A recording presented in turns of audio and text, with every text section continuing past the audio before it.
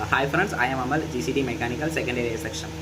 நம்ம இப்போ வந்து தெர்மோடைனமிக்ஸில் daily 1 VGML 1 PGML weekly 1 TAML அப்படிங்கிற டாஸ்க்கை வந்து நம்ம ஒரு செமஸ்டராக வந்து கண்டினியூஸாக பண்ணி கம்ப்ளீட் பண்ணியிருக்கோம். இப்போ 100 VGML 100 PGML 8 TAML நம்ம எல்லாமே கம்ப்ளீட் பண்ணிட்டோம்.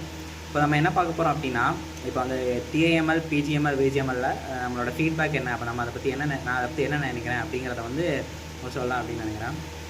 ஸோ இப்போ ஸ்டார்டிங்கில் வந்து இந்த VGML PGML TAML கான்செப்ட்லாம் கேட்கும்போது புதுசாக இருந்துச்சு.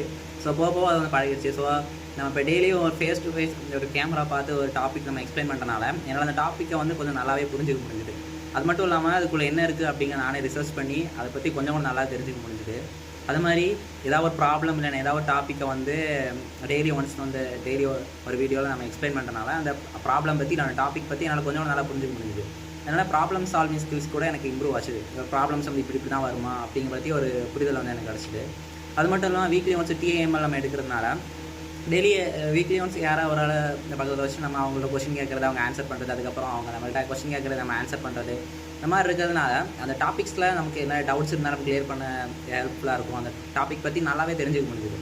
தெர்மோடைனமிக்ஸ் மட்டும் இல்லாமல் அதர் சப்ஜெக்டோட fluid mechanics, solid mechanics, AM இந்த மாதிரி சப்ஜெக்ட் கூட நமக்கு அதை பற்றி ஒரு புரிதல் இருந்துச்சு.